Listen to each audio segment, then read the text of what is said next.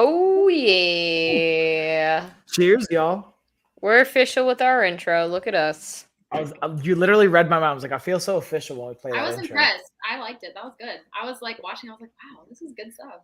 Look at that Yeah, production value, Maddie. Fiverr. Some guy off Fiverr helped us out for $30. So when guys, in how we doubt, doing? go to What? Fiverr. What's happening? So when in doubt, go to Fiverr. Oh, 100%. Yeah, no, they're definitely the I don't want to say cheap labor, but affordable labor. Scalable too. And I have good news and bad news. Good news is we have an amazing guest here today, Madi. Bad news is my mouse just died, so I have to plug it in. I'm not going to go anywhere, but if you guys see me like finagling down here, that's why. All right, so then I will do an introduction. Guys, welcome to Real Family-ish, where we talk about some family stuff, real life stuff. We have an amazing guest here today. Would you like to introduce yourself? Sure. Hi, I'm Maddie. I don't know what all you want to know about me, but everything. So I want to know, or what I'd like to have you share with everyone is a little bit on your background when it comes to the academic and professional side of life, because we're going to be speaking to, as I put your information in, I said mental health professional, but I didn't get very specific into the details around it. So yeah, there's a lot of different kinds of mental health professionals out there. So sometimes that's just an easy catch-all. Yeah, that's why I wanted to do that. Yeah, let me give the quick and dirty. I guess I have a bachelor's degree in experimental psychology and criminal justice. Ooh. A master's degree in mental health social work with a concentration in children, youth, and families. My first job out of school, I worked at the Child and Adolescent Psychiatric Institute at the state of South Carolina on the Child Crisis Stabilization Unit. And then I moved to Asheville, and I was an outpatient pediatric therapist. So just like a regular talk therapist for children, ages, I think the youngest one I had was 18 months until 18 years. And then I moved to sort of the adult side and did assertive community treatment for individuals with severe mental illness, substance use, homelessness, things of that nature. And I've recently, in the last few months, transitioned to working for doing mental health substance use care management for both adults and children. So transitioned a little bit out of the more direct private provider world and more of like the background sort of managing stuff. But yeah. That sounds super fancy. Well, you deserve a round of applause for that. Thank you. Golf clap. Oh, can you guys actually hear the clapping? Dude, it sounds good. I learned how to actually use my equipment. Good job, G. I'm proud of you. That's a lot. That takes years to establish. When did you start this journey?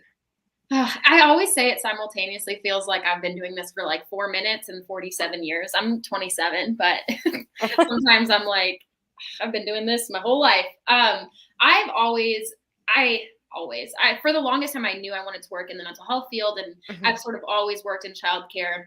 I worked at a Montessori preschool and high school, and I was a nanny and coached youth sports and was a camp counselor and all those things. And so I didn't know what my job looked like the title. Do you guys like my fidget? Speaking of pediatric therapy, I still have these from. But yeah, I knew I wanted to do something between the culmination. Mike. Yeah, Mike has I just have my face roller that I normally use as my. I have a drawer of fidgets. I have a whole box that I have left over from when I did pediatric therapy, and I use them all the time now. So when you say therapy, was it like speech therapy or like mental therapy, like helping? Behavioral health. So I'm a clinical social worker. So have you seen that new show? Is it The Devil's Out There or The Devil Is Here? The Devil is in Ohio. Yes, there you go. I binge watched it. I watched it in like 3 days. So are you the main character, the woman who was in the hospital? She's a psychiatrist, I believe. So I'm not a doctor. I don't prescribe medication. But I can diagnose and do treatment. So the same thing, but prescribing. No, I'm not a doctor. They've been to much, much, much more school than me. So typically, I mean, it varies due to the setting, but usually psychiatrists talk to clients less frequently and for less amount of time, but they prescribe medication. Sometimes psychiatrists do therapy, but in my experience, it's more often a therapist, and a therapist can hold like any credential, a variety of credentials. So licensed clinical mental health counselor, clinical social worker, licensed marriage and family therapist, all of those people, when you think of like therapists or counselors, they likely hold one of those 3 or 4 credentials. So In my head, I'm hearing you do the same thing, just without, like, Yes, just yes. That's you what I do the heard. same thing, and you deserve just as much credit as they do. Thank So you. I appreciate that's what I hear. I just hear that you were able to accomplish without going to as much schooling. You could Yeah, do it. less school, and no. Yeah, Less you went to less expensive. schooling and saved your money, and you were smart with it. Where They they make could, more though, so well, that's, but they also spent a now. ton more money. For now. for now, Yeah. you're right. Thank you, Mike. For now, I My was gonna say, goal who is to determines what they probably get paid though? Aren't they technically their own practice? A lot of them, unless you're like obviously in a hospital or in a system like that. But someone who has their own practice makes their own, you It know. depends. So I could have a private practice right now if I wanted to. Oh, okay. I don't want to. That was my next question. Why don't you have your own practice? Oh, I don't want to. Is the short answer. I'm working on it. Really transparently I mean, for not being in the field for all that long, it's really easy to get really burnt out really quick. I can imagine. And so I just was not in a place where I wanted, we call it provider world. So I'm not a provider anymore. I don't do direct therapy. I interact with clients. You have to be a clinician to hold my job. But I'm not a therapist. So you have to have the clinical knowledge, but I do a lot more plugging in pieces and being like the quarterback of treatment, not administering treatment. But really, I've just gotten really burnt out. I don't know. It's really hard out here. That's not a lot of pay. People are understaffed. It's, the age-old story that everyone kind of hears about with the mental health world, especially in community mental health and working for the state and things like that. And so I just got to a place where I was not the like, glamour is not the right word, but like the dream job that I thought I wanted very quickly I was doing it. I was doing the job that I thought I wanted. And then I thought I wanted to be an outpatient therapist, and that was the end goal. And then I was doing that, and it was really, really difficult. And so then I pivoted, and that job was a different kind of difficult. And I've loved all those jobs. And I've gotten, I think, exponentially better as a clinician, as a person, as a mental health professional at each one of those jobs. And so I would never have not had those experiences. But when I think about myself as someone who wants to have a family one day, wants to be a mother one day, it's just not sustainable for me to have that level of stress all the time. I would like to maybe in the future have a private practice, or like ideally, I love like fashion and makeup and all those things too. Like the dream would be to do that part-time and like see clients maybe 2 days a week. But the reality of it is, just like with any business, to start a private practice, you have to have some thing to, you got to have money to make money. And so, it's, and you don't have insurance, you don't have benefits, as my current job, I have a 401k, I have a pension, I have benefits. And so at this time of my life where I don't have any money and don't have any support to just kind of like go out there and start a business, this was the right move for me. But hopefully later in my life, if I have a little bit more stability, or I have colleagues who have moved to private practice and they're married and have partners who have stable jobs. And so it was just more feasible for them. So not never, but just not now. Yeah, it seems like to me that the profession of mental health is one of the most underpaid jobs, even though it's one of the most important jobs to take care of our mental health. Also, back to the 401k thing, where I forgot where I was reading, and me and Josh were talking about it because obviously we have our own businesses, and technically we don't have a 401k, we don't have pension, we have insurance through the state, but not, anything like that. But they were saying versus new school versus old school. It has very been driven into us that you need those things to survive. But as long as you're paying, isn't it, correct me if I'm wrong, I'm not sure if I read it right, that if you're paying your Social Security, if you're paying your taxes, if you're paying all that taking out of your paycheck and you're still doing that every month, you'll still collect this and that once you hit a certain age or retire. The 401k is just a pillow of comfort, but necessarily they're even saying by a certain time that's going to be, they're not even be able to fund 401ks anymore or something like that. There was like a whole article, I was reading something about it. I don't remember. I should have paid attention. My ADD kicked in. I got you. Don't worry. Yeah. I got you. Okay, so you know where I'm going with this? Where I'm going with this? Yeah. Okay, go ahead. Again, I'm going to just preface this. I'm not an accountant. I have just had lots of experience having two parents as accountants, working for them, being an entrepreneur. So are you against what I'm saying, or do you agree with where I'm going with?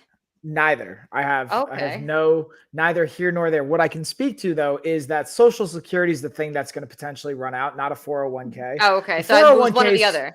pretty much guaranteed. However, I would say Roth IRA, if anything else, because there's tax benefits to that, which is like that's a whole nother conversation. We don't have to get into. That's one of those bank accounts you put in and then they match something, or it grows over time. 401k, they'll match if you have a corporate entity. But if you're for example, entrepreneur, unless you're going like this is more nuanced back end payroll kind of stuff, but you could have a business. Like we have our businesses, we could pay ourselves, like you pay payroll taxes, right? We pay payroll and we pay income taxes.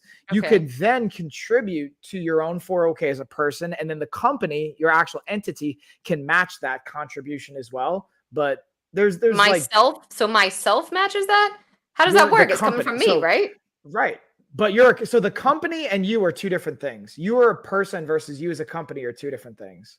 You LLC versus you the human are different. Right. Exactly. But either way, technically, isn't it coming out of my pocket because it's coming out of my money? Yes. So I'm basically just putting that. It's just different tax. There's tax incentives and fees and different pricing associated with all the above. But again, to your point, there is certain security in having like a 401k and stuff. But here's the thing I offer up, and that we don't have to go into a whole financial tangent on all this fun stuff. There's definitely a risk variable, but there's this guy, Alex Hermosi, who is an entrepreneur, a serial entrepreneur. And he says, listen, before you hit $1 million, I'm not saying that's what anyone should do, but I like the idea of investing instead of in the S&P 500, the S&Me 500. So investing in yourself, investing in your skills, starting a side hustle, whatever that looks like. I'm not saying you should be doing that, Maddie, by the way. I totally respect it. I know he said, get on your hustle right now. No, dude, Maddie's hustling, homie. I stay hustling. Yeah, bro. Like I know. First off, Maddie might be anyways, I won't get into like some of your other fees and things going on because like you got some side child development babysitting stuff for a very nice premium price, which you could even charge more. Like I think you could even charge more, but it's also like I get it. I'm trying to help people as well. Yeah. Like also you charge a really nice rate. I think you should. For babysitting? Totally yeah. Wait, how much I'm curious how much you charge for babysitting? Because I was looking for one and I was curious to see what you charge. Usually it honestly, because I don't like need the money really. I kind of do hit them with that number. Hit them with that number. You don't have to justify. Usually it's between 18 and 20. Usually I say 20 for one kid and then double that shit. Double that. 25 for 3. But it also just depends. If I like the family, I'll take 18. I think 18 is super affordable. 40 to 50 an hour is what I heard, Maddie. That's what you're charging, right? Yeah.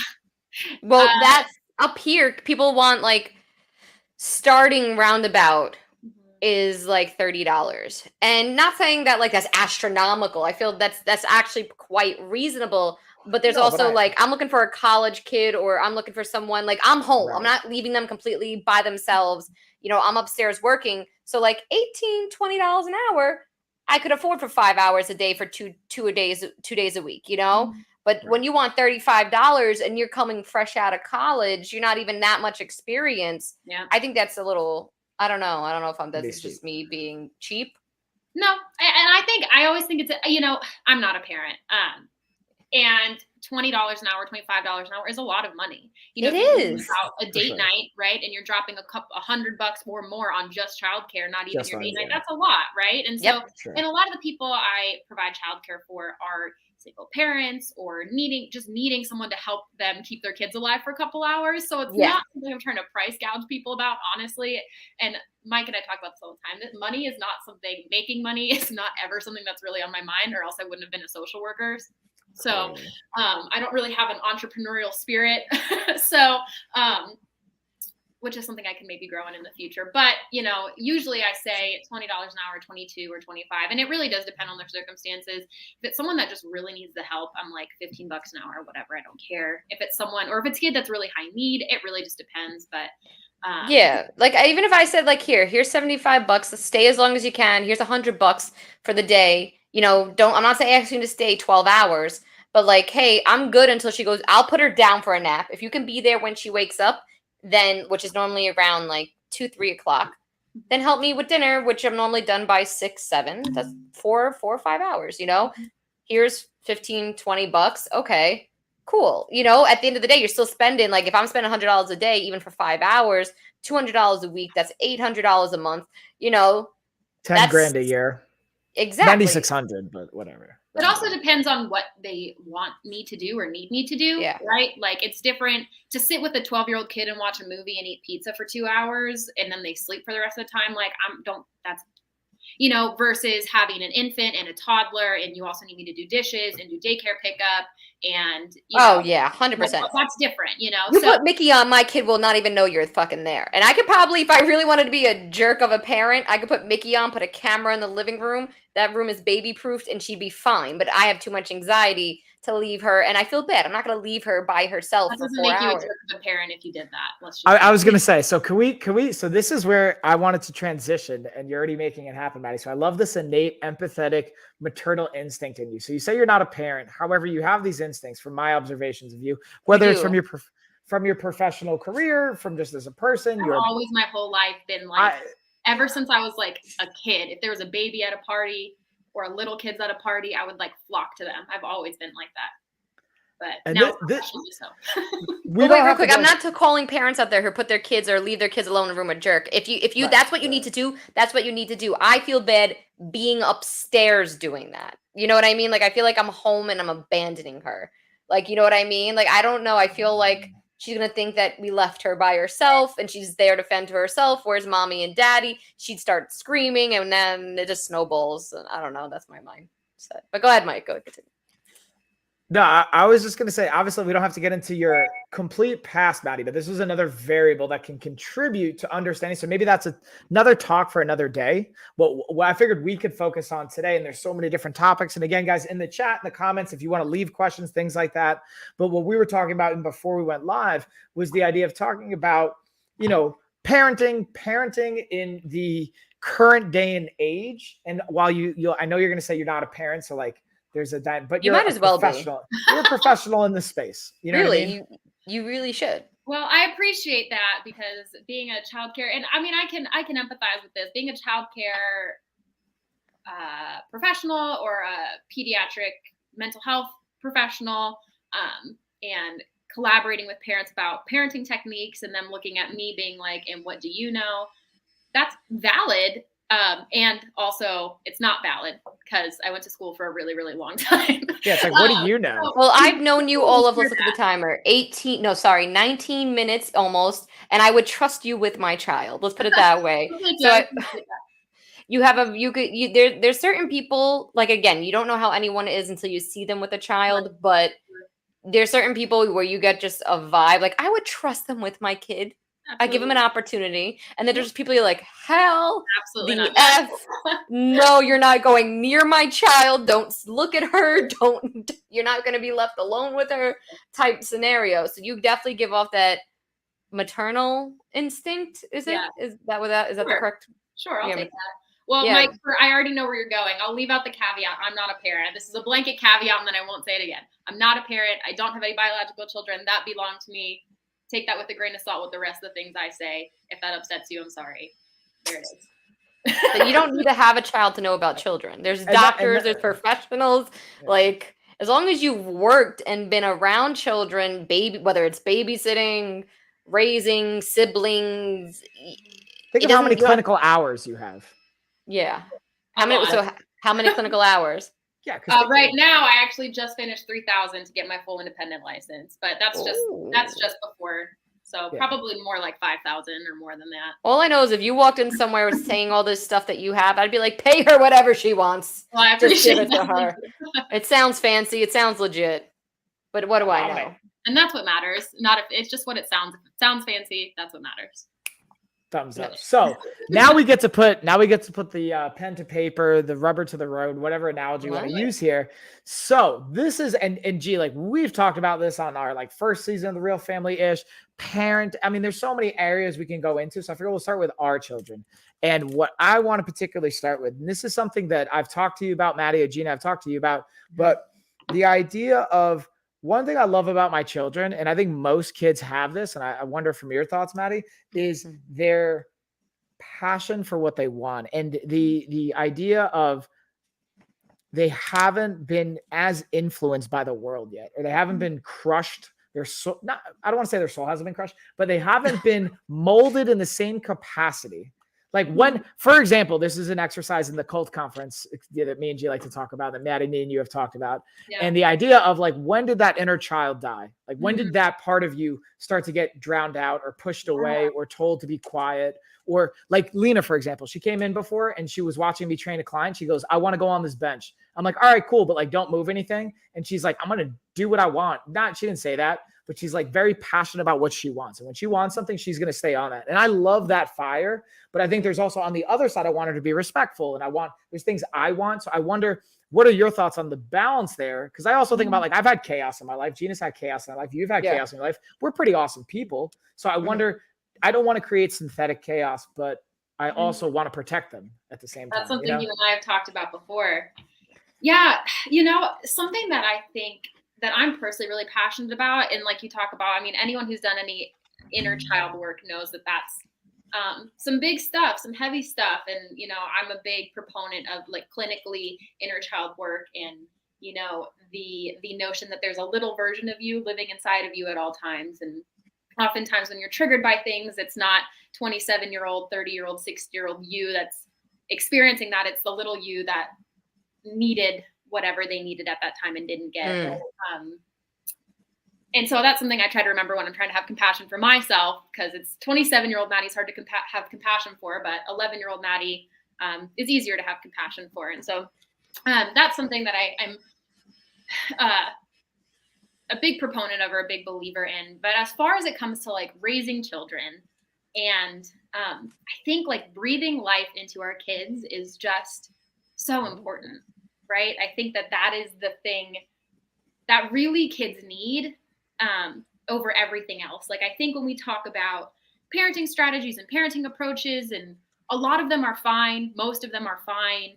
And I can't remember who the behavior person was now, but really it's not like, it takes very minimal things to be like a fine parent and for your kid to be like fine. Truly, it really doesn't take that much.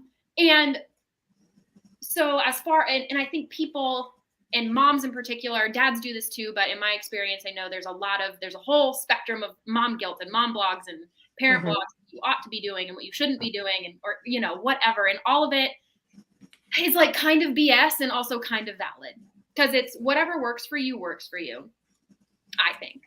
Yeah, I agree. But I also think, and it's all in context, right? Like sometimes that's a good idea and sometimes it's not a good idea. And sometimes within the same family system for two different kids, they're good ideas and bad ideas.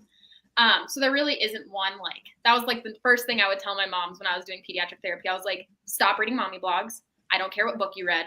Like, they're not in this room with you. They're not in your house with you. So don't read any more things.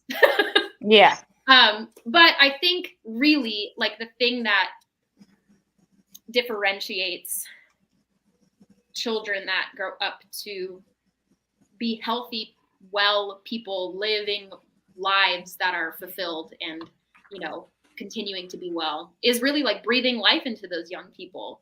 Right. And I think I'm a big proponent of attachment style parenting.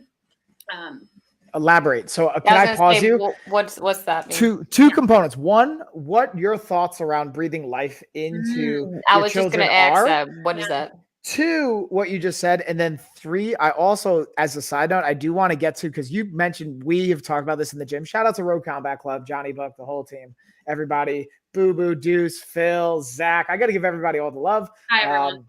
Everybody, Western North Carolina. If you're in that area and you don't go to Road Combat Club, you're missing out. My point is, we'll get to that too. But the idea of like hitting your kids, and if you're doing it out of emotion, or if you're doing it with a valid, maybe valid is not the right word, but you're doing it with an intention that's to serve them, or you're doing it out of emotions, which I don't want to get to that, right? I just wanted to pocket that. Yeah. Go all the way back, breathing life into children. Yeah. So what's an example? Yeah, I think that our role as the adults, as the grownups in our kids' lives, is to not to like chain them to a wall or put them in a really small box, but to sort of like just help kind of herd them in a direction, right?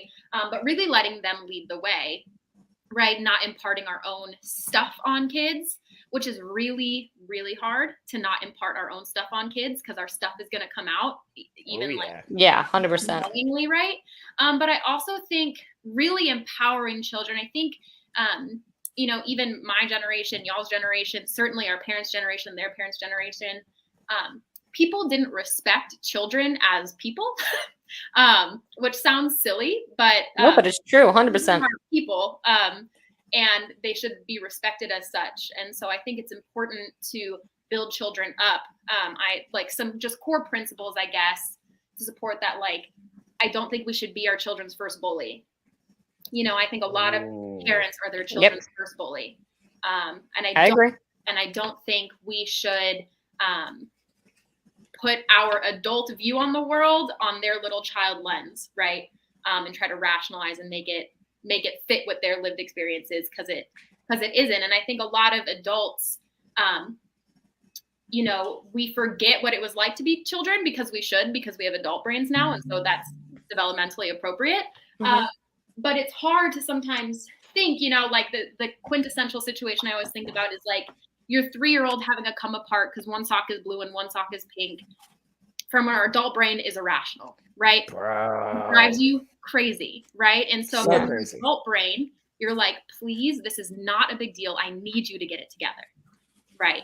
And that's valid, and I get it. And I just say whatever the F you want. You want to wear 40 pink socks at one time. If I'll pick out her clothes for her, but if she turns and throws it across the room, I'm like, all right, what do you want to wear? Yeah, but then I'm just going to pause and interject of like, because I agree, but I also want, and I'm going to speculate where you're going with this, but I'll leave you to it. And oh yeah, what's up, Chris? Chris says, hey, by the way, in the chat to everybody and to Madi. And also, this is a great time. Chris is asking, how can he support you or follow you? Do you have anything you want to plug or share? We'll get to that, but just something to keep in mind. I'm thinking maybe Instagram. I'll show you your Instagram or your Facebook. Sure. But the idea of like, okay, now what happens? I'll paint you a scenario. Lena, we're taking Lena to school I'm taking Lena to school tomorrow. So Lena wants to eat her bowl of cereal 1 minute before we're about to leave. And we have to leave at that time. Otherwise we're going to be late. But she's like, no, having a meltdown. I'm going to do this. This is what's happening. I'm like, all right, word. I'm trying to process this. And again, say, hey, this is like also parts of her brain maybe aren't developed to be able to rationalize like the same way we are. And then also say like, what does it matter? Even if we're 5 minutes late, like I have my kind of projections onto her, or like, I don't want to wear those shoes. I want to wear these shoes. I'm like, well, we can't find those shoes. So please just wear these shoes. She goes, no, I want to wear the Mickey shoes. And if I can't wear the Mickey shoes, I'm not going anywhere. Like flails all about, crying, hysterical, the whole deal. Yeah. So I think, and I would tell parents this too, like, I'm not necessarily super like, I think people misconstrue, and I know you don't, Mike, because you kind of know, but I think people misconstrue, especially even child therapy and attachment style parenting and respectful parenting as like everyone kumbaya, hold hands, and permissive parenting. That's not what it is. It's actually authoritative parenting, right? Wherein my recommendation would be decide your boundary and do not move your boundary. If your child is upset because they're not pleased with that boundary, then your child is upset because of that boundary. And your boundary does not move. And I think a second layer of that, and probably the more important part, is within yourself. Why is that boundary there? And for me, rules should only be there. Safety, right? Sometimes we have rules in place because of just like, well, that's what about because I said so? What about because I said so? What do you think? Because I think that's one of me and Gene have talked about. That's a frustrating one. That one's a really hard one to wrap my mind around. Which, say more. The idea of, hey, I'm telling you to do this, and I don't necessarily have a good explanation or reasoning, but I'm just or don't have to tell you a reason. Just because I told you to. I'm your dad. I'm your mom. Listen to me. Do it because I told you to, and I'm not going to sit here and explain it to you because your child brain can't handle that, or it's not respectful. I shouldn't have to, or some variation of that. Well, I have two thoughts on that. First, I don't agree that children aren't entitled to knowing why there's a boundary. I think children are people, and I think we should respect them. And I think it's respectful to give children information about why there's a boundary. Secondly, I don't think it's good to teach children to just blindly follow answers because someone told you to. Because I agree. Told you to. I also think that depending on the situation, whether it's safety or whatever, right now, this minute might not be the time I can explain to you. And get out of the street. Right. and maybe after, right? It's not it doesn't happen. It's more of an order of operations, right? It always depends, right? But if there's something happening where we need to move quickly and I don't have time to do kumbaya, sit here and talk about our feelings and why I made that decision, that's not practical. Sometimes you need to yank a kid and, out of the street or take something out of their mouth, and it's a little bit abrupt. But afterward, I think it's important to explain in terms why that is a boundary. And I would encourage, if you have a boundary and you're not sure why it's a boundary for you, reflect on that. Why are you enforcing a boundary? Why is that a rule for you? And are you potentially causing yourself and your kids more stress? Is that actually something you really give a crap about? Or are you enforcing that rule because you feel like you ought to for some reason? And that's something I would run into a lot, is parents would get really, like, if you're at an impasse where it's just like what you want and what your kid wants, there cannot be, and it's consistently really difficult. Sometimes looking at, like, how can we set ourselves up for success when you can, to prevent that impasse from occurring, right? Whether it be, every single day we're late to school because he won't stop playing with Legos and we're every day late. Legos is not a choice before school anymore. It's just not, right? Or take the Legos away or put them away so they don't see them. We're just not playing Legos before school. Point blank period. That's a boundary we're not crossing. We're not doing it because it's just causing everyone strife. We're not doing that. Or sometimes I had a parent one time and their kid was fighting them tooth and nail, didn't want to eat breakfast, wanted to eat cheese and crackers for breakfast. And just sometimes we get caught in, I'm like, you're not supposed to have that for breakfast, or you're not supposed to. Who cares? As long as they're eating. Right. But that's really real, though, when people perceive, or even just, people putting pressure on themselves. I have to do the dishes before I go to sleep or else I'm not being a good parent. And do you really? And where can you give yourself permission to not enforce that boundary? I think boundaries rather should be like relatively minimal. I'm a big fan of like big rules, and then like the small nitpicky stuff is kind of like, right? Like in general, here are the big rules in our home, right? No hitting, no using unkind words, not keeping our bodies safe, keeping other people's bodies safe. Those are big rules. That's a boundary that is not movable under no circumstances. If your body's unsafe, if you're using unkind words, that's not a boundary I'm going to move. Stuff that's a little bit more nitpicky, I feel like it's exhaustive, So I think explaining rules and giving children information about that is important and is respectful parenting. And in that same vein, I don't believe in lying to children. Sometimes it can be hard to. What's the line? Real quick, what's your, like, oh, this is chicken nuggets, but it's really a fish stick. Like, or it's like broccoli nuggets. Again, like, this is where I feel inclined to say I'm not a parent, and I don't think it's like the end of the world. I don't think your kid's gonna have like whatever deep-seated trauma, but I do think formulating a relationship with your kid wherein they know that they can trust you with anything. They can trust you with anything, and in that you're not gonna, even little things. No, we're not gonna get shots at the doctor, and then you do. Like manipulation. Those things erode trust. Oh yeah, to me that's a different scenario. Yeah, I feel like trying to prepare them for things like that. Like, hey, we're gonna go to the doctor. This is what's gonna happen. I'm so sorry. Like, that even though I know Logan does not understand that. Whatever, she just turned 2 last week. I still say like, okay, today we gotta get our flu shot. Yay, doctor. I try to make that negative into a positive a little bit. Like, yay, we get to go in the car and go see Dr. Matt. Like, yay. He's cool. And maybe we're getting shots and it sucks and that's okay, and we have to do it to keep our bodies healthy. Yep. And let's process that. And we get a frappuccino after. Yeah. And what's the opportunity, right? Like, what's the opportunity? And that's we go to where Starbucks after.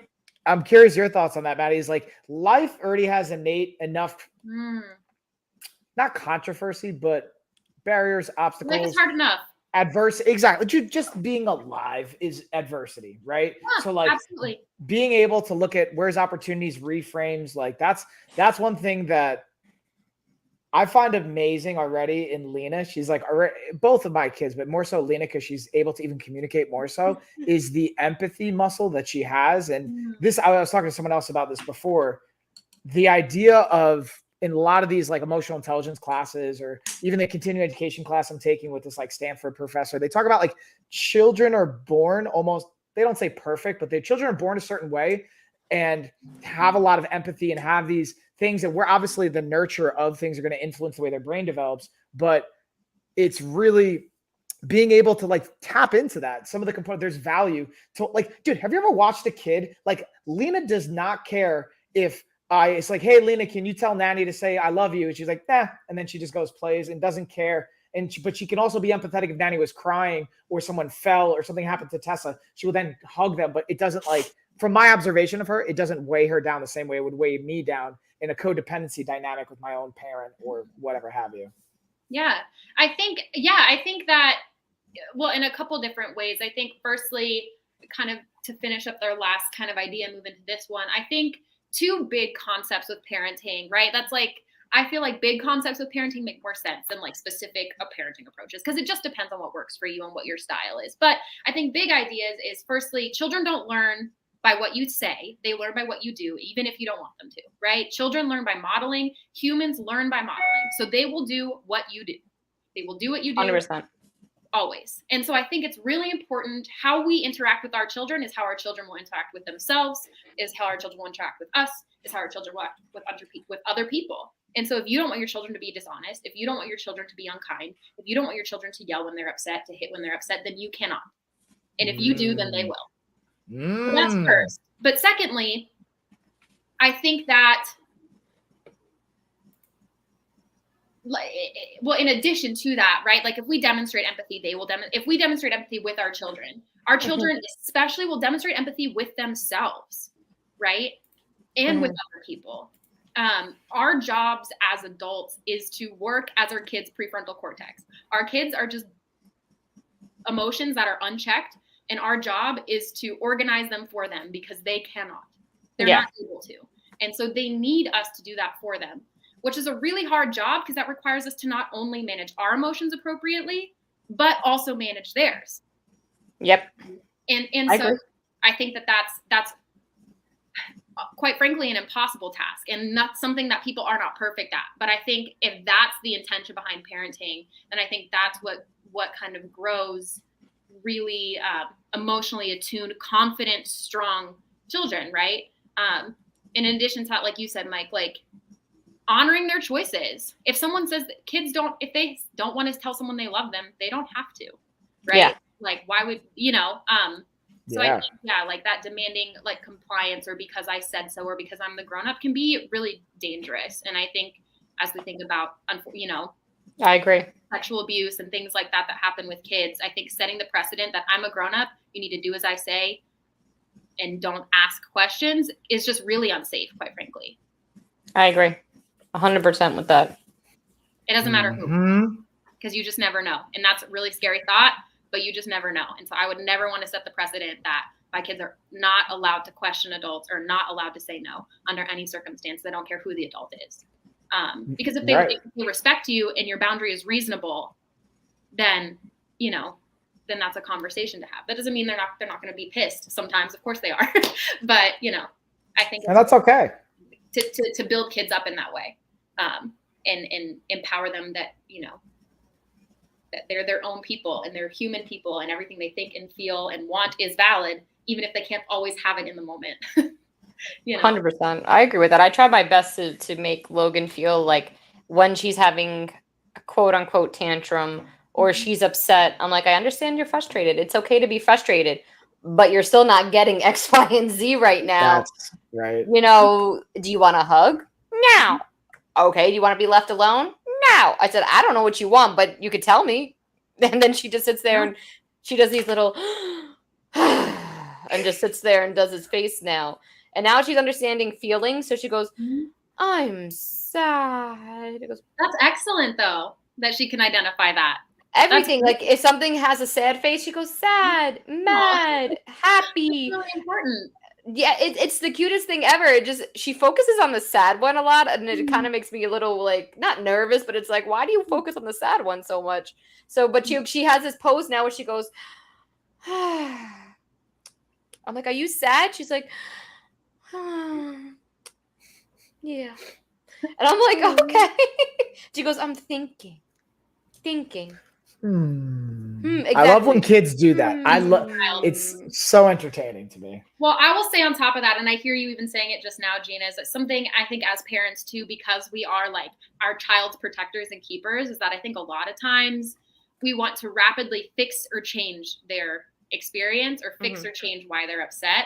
And like, I would venture to say a very large portion of the time, there's nothing for you to fix or change, right? Like, yeah, I've learned that the hard way. It's like, you're literally crying over nothing. What do you want me to do? And I try not to say you're crying over nothing, because then to me, they feel like I'm invalidating how she's feeling. So like, even the other night, I try my best to say to me, my husband, like, when we're eating dinner, I don't want her iPad on. I don't want, anything on. Sometimes she's just crying way too much if I turn it off, because we work a lot, and Mike knows that I'm not not that we're stay-at-home parents. We work from home, but I work full-time. My husband works full-time from home. We run businesses. So while I'm upstairs working, he'll have like an educational show on. I don't know if you ever heard Miss Rachel.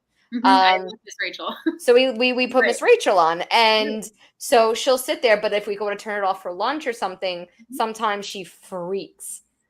Freaks. And I tried to like calm her down. Nothing's calming her down. She threw the food across the room now. Now it's a full meltdown. I'm like, all right, am I being a bad parent because I gave her too much TV time and now she's addicted to it or whatever? I know she's not addicted to it, but she's used to it.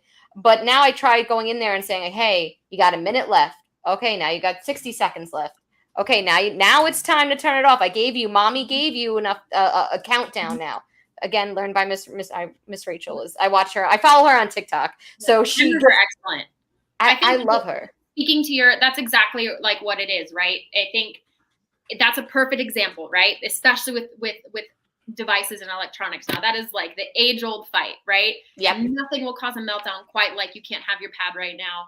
And that's very real. And so I think how do you handle that? What are your feelings on that? So a couple different things. I think firstly, you're not a bad parent. You're not a bad parent. Bad parents don't wonder if they're bad parents. You're not a bad parent.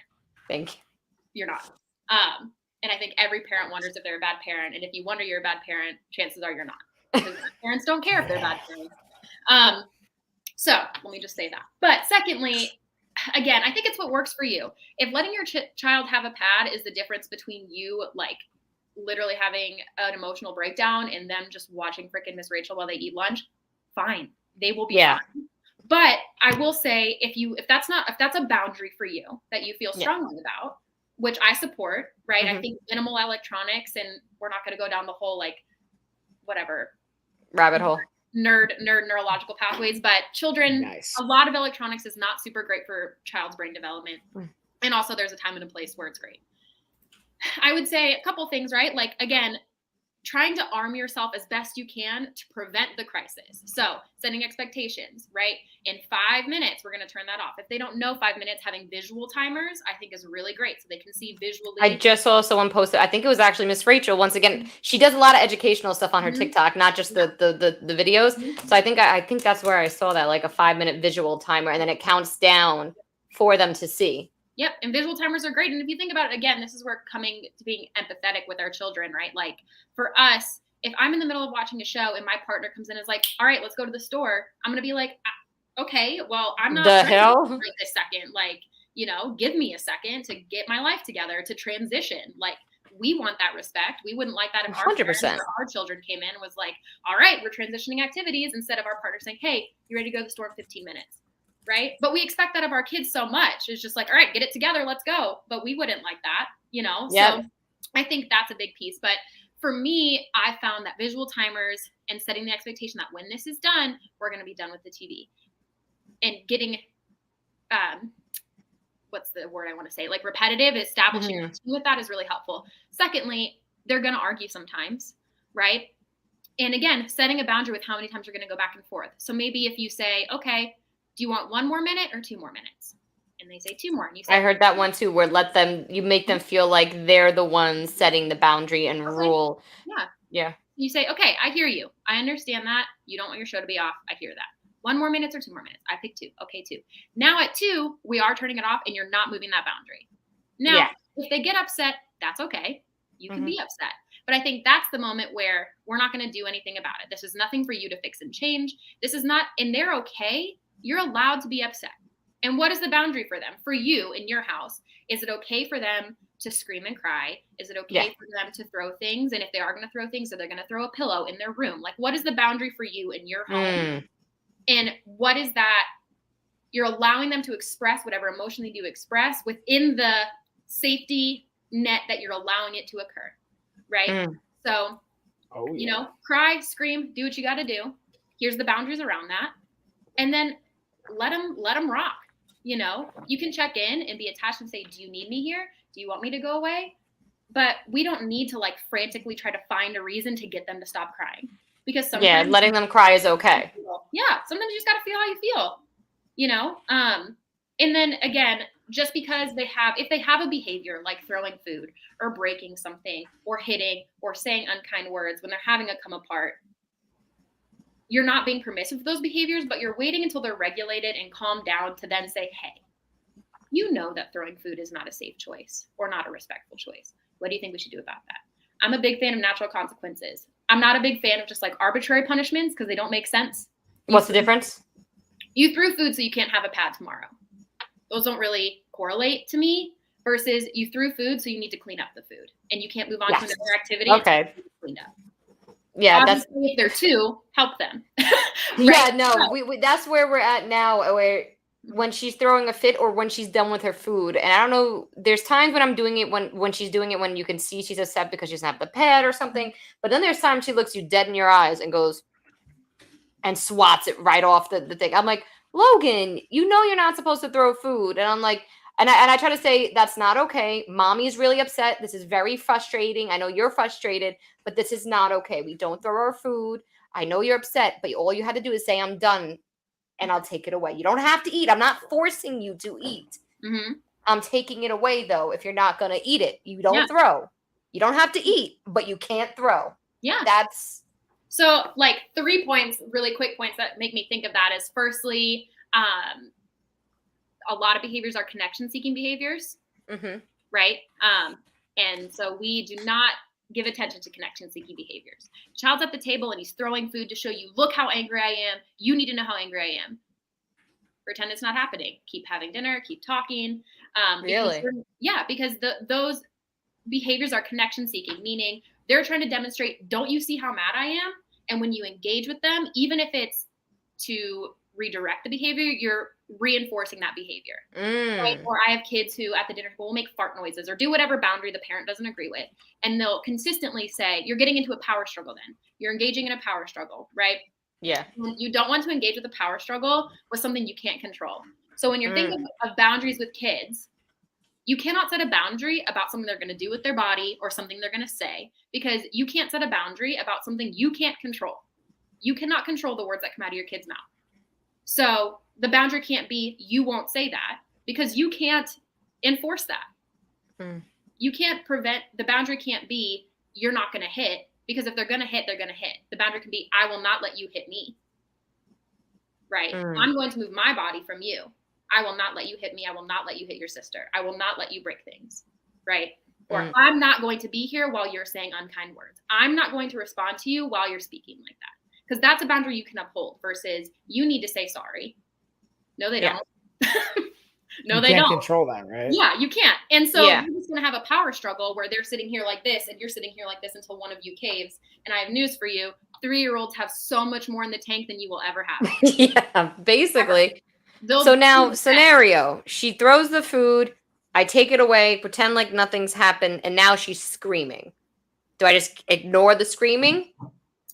Well, I think it depends. I think it depends on the situation. I think it depends on why she's screaming. Is she screaming because you took the food? Is she screaming because she didn't? Well, okay. This is the scenario. I sat her down for dinner. She was watching Mickey Mouse. I said, "Hey, it's now dinner time. I'm gonna turn off the iPad. It's time to eat." And then it goes, food gone. Now I'm like, all right. Well, thanks for making this. I didn't say this out loud to her. I'm like. Sure. I'm like, okay, you can't throw your food, Logan. And then I'm like, no, I don't want, like, she didn't say I don't want it. She's like, no, done. I said, okay. So I took the food away and now she's screaming.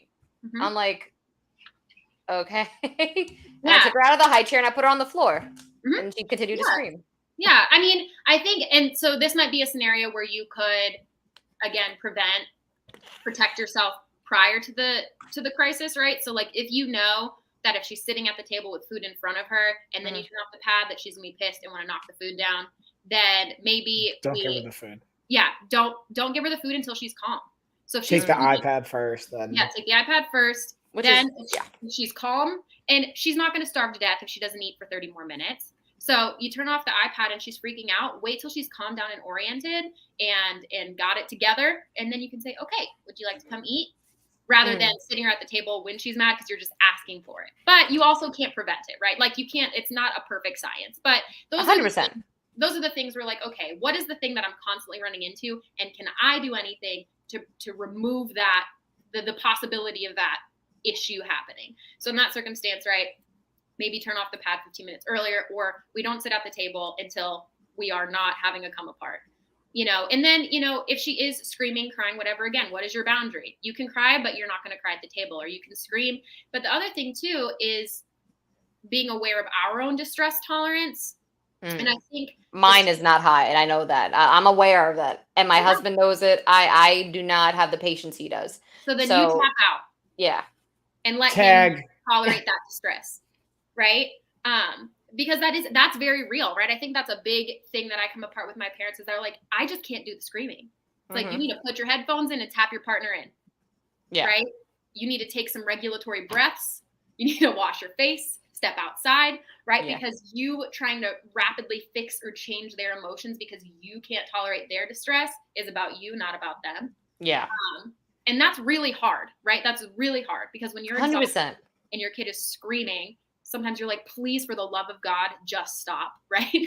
And so those are the moments where being really attuned to yourself, really utilizing your own coping skills, right? And this is when utilizing coping skills and modeling can be really useful to your kids. You're allowed to demonstrate that you're frustrated. You don't have to sit there like a China doll. You're allowed to be frustrated and use your coping skills and take deep breaths, right? Or you're allowed to turn to your partner and you say, I really can't, this is really hurting my ears. I can't be here for this, and remove yourself from the room. Right. And so that can be your boundary. Right. But I would encourage, if sometimes we're scrambling to fix or change rather an emotion because of our own limited distress tolerance. And that would be one of the biggest things that I see is parents being like, well, they're just screaming. Okay, then they're screaming. They're not going to scream for 5 hours. And maybe they will, but they're not going to do it every day for the rest of their life. Right. Yeah. But those are connection seeking behaviors. Right. And so I was just going to say, those are all attention seeking. Now, basically in a nutshell, when they're doing that, the key is to kind of ignore it. Correct? When you say, I know there's every situation is different. This is where it depends. That's my favorite answer from a coach perspective. Hard, and I imagine that's you, Maddie. Yeah, well, I try to be careful of saying like ignoring, because we don't want to detach from our children and leave them. I hear you. I know you're frustrated, but you can't have X. Again, scenario. Like even with food, if I don't give her a snack when she wants it, it is all hell breaking loose. So, and then at the point, I'm also thinking in my head, is it really worth the fight? Let her have the snack. But I also don't want her to be unhealthy and overeat either at the same time. But is that my own insecurities, me reflecting on her, or should I just let her eat as much as she wants? That's big stuff. I mean, and that's exactly what it is, right? That's exactly what it comes down to. There's no right answer, but that's exactly right. If you're fighting every time she wants a snack and you're reflecting on yourself, do I care about the snack? Is this just my own internalized body shame or whatever, or fear of whatever that I'm imparting on my kid? And, maybe my boundary isn't, you can have a snack whenever you want. These are the snacks that you can't have. And that's the boundary. Right. And that's kind of what you can have whatever you want, but it has to be a healthy snack. Yeah. A cheese stick, blueberries. Yeah. You want a Nutri-Grain whole wheat bar. Yeah. You want a knuckle sandwich. Yeah. Whatever that looks like. Yeah. A knuckle sandwich. Your choices are a knuckle sandwich or nothing. We got a follow over here. Brian. Yeah, Ryan. Sorry, we didn't mean to cut you off, Matt. We got a follow over here. Hold on, look, Mike, ready? Oh, get it.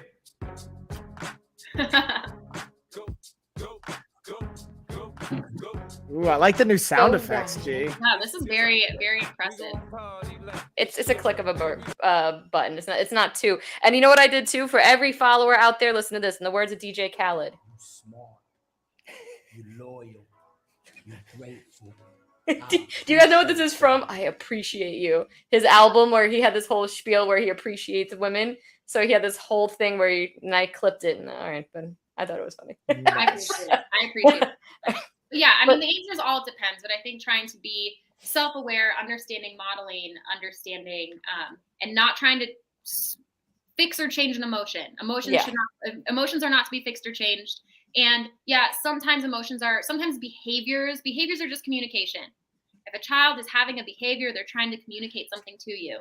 If the communication is, I need you to understand how mad I am, so I am throwing this, if you give them attention, you're teaching them, this is how you communicate to me that you're angry. And so if you do not want them to communicate that they're angry to you in that way, you do not acknowledge that they're angry by that love, by that communication. So obviously, I tell parents, don't intervene as long as they're not going to hurt themselves or hurt someone else. Let them rock. You can be present, right? You can say, I hear you. I'm frustrated. Let me know if you need me. And I would just sit in the room and every few minutes say, what can I do to help you? Would you like to take some breaths? And just hold the space for them. Yeah. Hold the space, help guide them, help be that kind of lighthouse for them.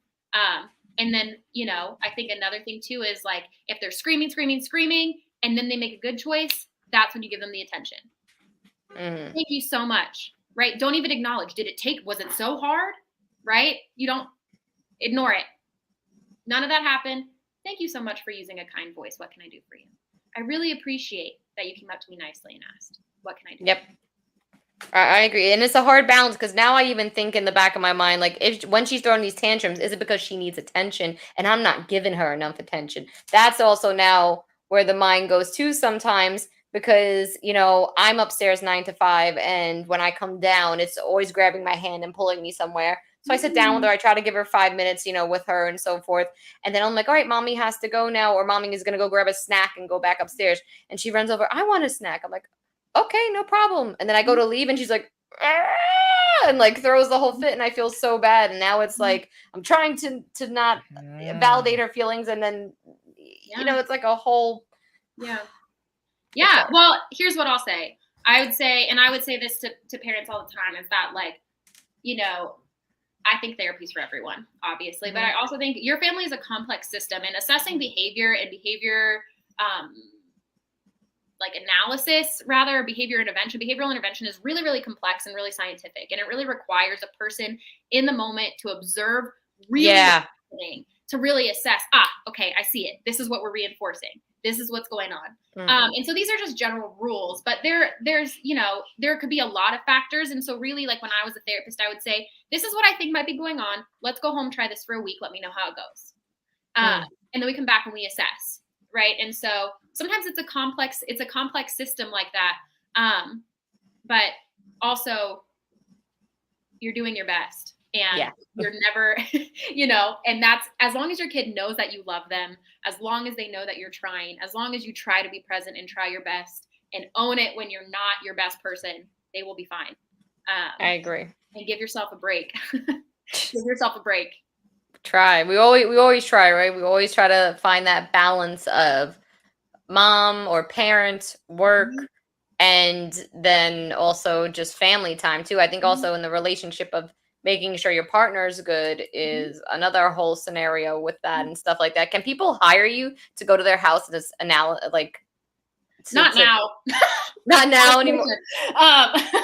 Maybe one day. Hey, listen, everybody's got a price though, Maddie. So you're telling me. Name your price. We'll talk. Yeah. I was going to say. I think, at the end of the day, when and Mike and I have talked about this, if all else fails, being really real with your kid and saying, you know what, honey, mommy's really trying to find the balance between work and spending enough time with you. And I don't know if I'm doing a good job, but I'm really trying and I'm going to try to do better. And I'm sorry. And let's try again tomorrow.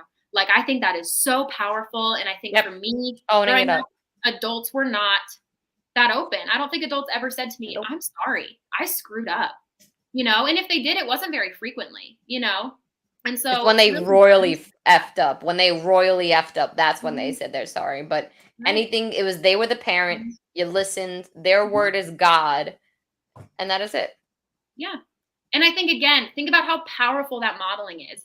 And you don't have to overtly tell your child, own up to your mistakes, own your stuff when you hurt other people, because you're doing it. And so they will do it because you are doing it. And you can reinforce it by talking about it overtly. But if you walk that way, they will as well. And I think that's really where it becomes really powerful. And the last thing I will say is don't say too many words, especially with the little ones.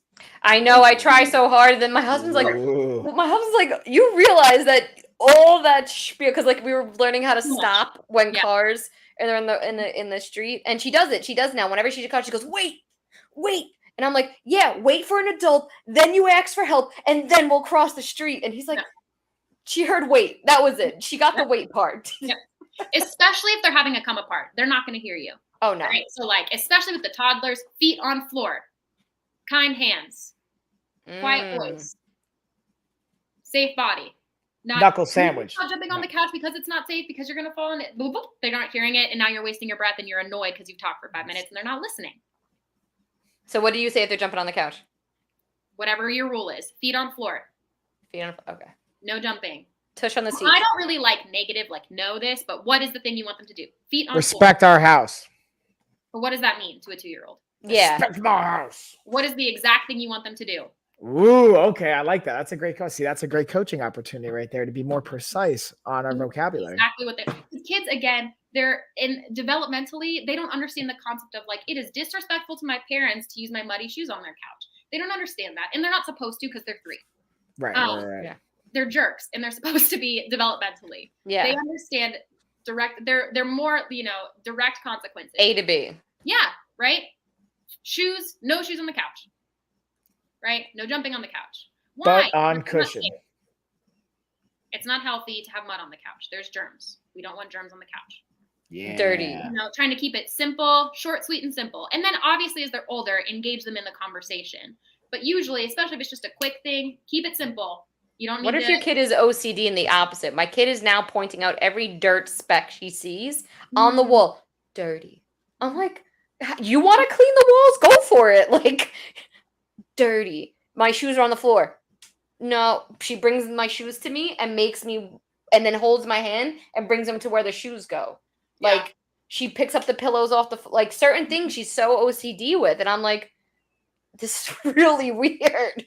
Like, I don't know. I mean, it could be a lot of things, but I would say a general rule: if you do not want a behavior to continue, don't give it attention. It's not bothering me. I just thought it was. I thought it was little things like, Just interesting. Yeah, it was interesting that my that's kids. weird. Moving on. I do see that on the wall.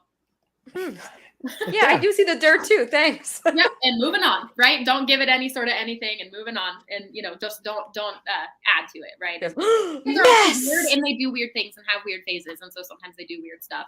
And usually, whatever. If it's not something you want to like reinforce or draw attention to, just like, and I mean, as long as she knows she has to clean it, I don't care. She's like, mess. And I'm like, yeah, well, you're welcome to. And then I'm like, all right, you want to clean it? Like, is that why you're pointing it out? Like, because she ate a cookie bar and she left the crumb. Well, she didn't do it on purpose, but the crumbs got on the floor. She's like, mess. And then she picked them up and put them like, I'm like, okay. Great problem solving skills. Yeah, no, I was like, okay. I was like, all right. But now she yells at us every time we make a mess. So, but accountability. Yeah. There we go. Now I'm getting yelled at by my 2-year-old when there's a mess. And 90% of the time it's the mess she made. So. Yeah. I mean, are you yelling at her when there's a mess, when she makes a mess? No, I don't. I just say, Logan, we shouldn't do that. Like, can you please clean it up now? Like, you made this mess. What you're doing. So if every time there's a mess, you bring attention to it, she'll bring attention to it every time she makes a mess. Okay. Yeah, modeling. Bringing it full circle, Maddie. I see you. If every time there's a mess, babe, you identified there's a mess, then she's going to do it. Mind blown. Wait, hold on. What? There we go. Mike, you've been very quiet. What do you think? What's grinding your gears? Nothing as far as I'm just like taking notes here, dude. I'm very intrigued because I've had many a conversation with Maddie about all this. You already had all this talk. Not exactly, but I really wanted to allow. And one thing I'm working on is the ratio of ear to mouth. That like I typically try and talk too much, so I'm working. Are you saying I talk too much? No, I'm saying listen. We're all from the north and we're all Italian, so all of us talk too much. And let's be honest. About that. You're from New York? Well, I'm from Ohio, but people down here think it's the north. I'm from above the line, and I'm Italian. So I was gonna say technically, that is north. When I think north, I'm thinking like north. Like I'm thinking northeast. Jersey. You're thinking New Jersey. Yeah. People down here think I'm from New York or from New Jersey, but if we're talking temperament and never shutting up. I could definitely see it, guys. Oh, let's see. We had some people saying hi in the chat. I think it was a little while ago, but we were in deep conversation. But guys, hi, if you're still the there. chat was say popping hello. off. Are we didn't doing a see the giveaway chat. Am I tonight? supposed to be able to see the chat? If you go on Oh, yeah, Amazon, you you don't can see the see it. chat. Okay. Yeah, sorry. So we have like 3 Sorry, different everyone. chats open right now. Oh, we have 3 different chats. What other chat? Well, we have each channel. Like I have my LOF channel, the Coach Mike channel, your channel. Oh, my Each one has Josh its is own live chat. right now too. Oh, Josh is live. Josh got his chat going Oh down. my Shout God! out to Josh. You wait, go to his stream right now, Mike. Look what he Yeah, has hold on. on. This is my Does he have husband. a I got costume him. on? He's on right now. Hold on. So, Maddie, my husband is the most introverted, non-outgoing person you have ever met in your life. Hold on. He hates talking to people. I have one It of ta- those in my life as well. So yeah. Who dat? Uh, Yeah, boo so- boo. Long story short, I got him. I Okay. convinced him to start his own Amazon Live channel, right? Crushing Doing the it. products. Now, the man you see on this channel would not be the man you see in He's person. thriving. Yeah, he's thriving. He's doing amazing. But right now First he's off, sitting there though. with like a bandana Yeah, I was around gonna say his he's got neck. shades on and He's and got whatnot. sunglasses, and He's he's living it up. renting. I love that. It's hilarious. So it's just I wish we could like steal his go into in there and be like steal I'm totally been his saying, yeah, Josh.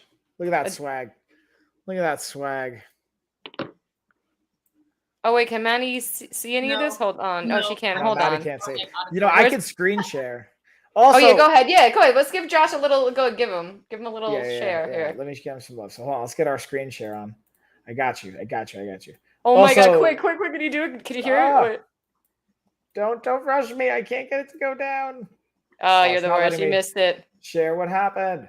Do you want me to do Hey. it? Do you No, need it's help? like- it's just the way my sizing of my windows is messed up, Oh, and it just won't let Michael. me. There we go. Now I got it. Watch. Don't worry. I'm gonna get it all squared away. I'm not even gonna- You're ruining this whole process. I would have had it up already. Yeah, you're gonna have to do it because all of my screen sharing windows are messed up. Okay. Michael, so did you have a question brewing? I felt like you had something in your. Oh, I notes. did. I did have just more of a topic, more of a theme, Okay. which was, and then you can check out Josh right over here. Shout out to Josh. Josh. I'm gonna drop his link. Hold on, his channel. Guys, that's my husband. He's killing it. Look at him thriving. I know. Look at this man go. It's just hilarious. And Mike understands because he knows how shy Yeah. my husband is.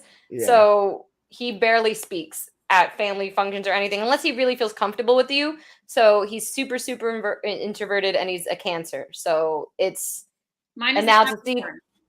what? Mine is a Capricorn. What's Cap? I'm really bad. I only study the people I know. What are you? Libra. Okay. Michael, what are you? Me and Gina have the same birthday. Yeah. Oh, So okay. I'm a Libra too. Very fun. Okay. I'm a Sagittarius. Yes. What are I you? don't even know what's Ashley because she's April I think 18th. she an Aries. So I want to say, hold on, let's look this up.